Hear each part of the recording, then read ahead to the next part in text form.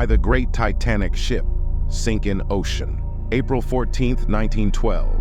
A cold, calm night in the North Atlantic. The unthinkable happens. The unsinkable ship, the RMS Titanic, sinks beneath the waves. But why did it really sink? Was it the iceberg? Or was there something more? Today we're diving deep into one of the world's most tragic and mysterious disasters.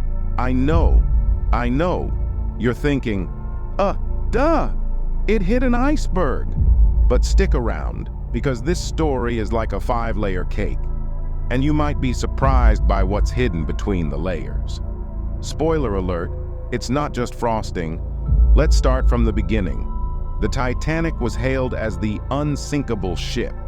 Now, you've got to give it to them. The confidence levels were off the charts. I mean, these guys thought they had built the cruise ship equivalent of a superhero. Steel hull, 16 watertight compartments, and engineers giving the thumbs up like, this baby is going nowhere but New York.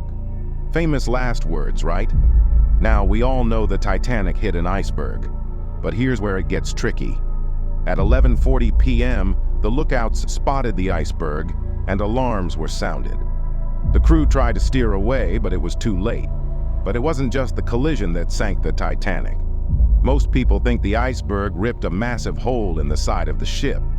But nope. Instead, it was more like a series of small cuts, over 300 feet of gashes, like someone slowly unzipping a suitcase. Water poured in, and the ship was doomed. And before you ask, no, Jack and Rose weren't there to patch it up. Sorry, Leo fans. But why couldn't they avoid the iceberg? Was it simply bad luck, or was it something else? The Titanic was speeding through a known iceberg zone. At 22 knots, she was going faster than most ships dared in icy waters. Why? Because they wanted to break records. Yep, that's right, folks. Hubris is the Titanic's middle name. It's like being late to work and speeding through a school zone, but on a much larger scale. Not to mention the lack of binoculars for the lookouts. How do you forget binoculars on a ship this big? And let's talk about the steel. Turns out the Titanic's indestructible steel wasn't so invincible after all. The ship was built with steel plates and held together by over 3 million rivets.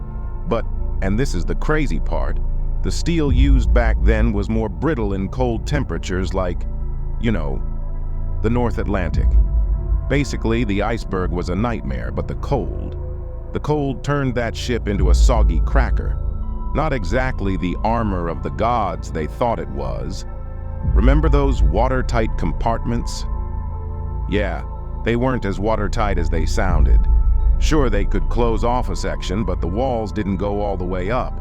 So once the first 5 compartments flooded, the water just spilled over into the next one like dominoes. It was the world's worst game of water hopscotch. But here's where it gets even stranger. Some believe the iceberg wasn't the only reason the Titanic sank.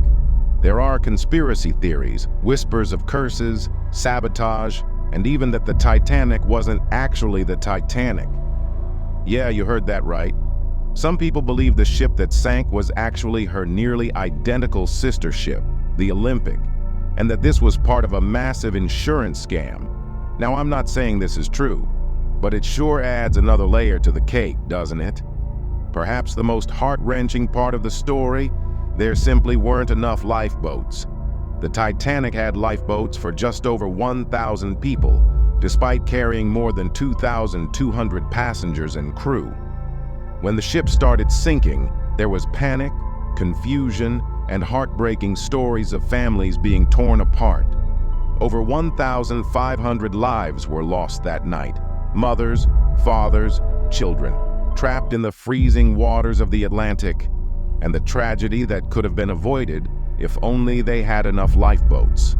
The sinking of the Titanic led to sweeping changes in maritime laws, including the requirement for enough lifeboats for all passengers and regular lifeboat drills. Ships were also required to slow down in dangerous waters. In many ways, the Titanic's tragedy saved countless lives in the years to come. And yet, over 100 years later, we're still fascinated by this ship. Maybe it's because the Titanic represents human ambition, our drive to push boundaries, and the humbling reminder that nature is always in control. So, why did the Titanic sink? Yes, it hit an iceberg, but it was human error, flawed design, and a dash of overconfidence that truly sealed its fate. But the lessons it left behind, those will float on forever. If you enjoyed this deep dive into one of history's biggest mysteries, make sure to like and subscribe for more fascinating stories. And hey, drop a comment. What's your theory? Was it just the iceberg, or do you think something else was at play? Until stay curious.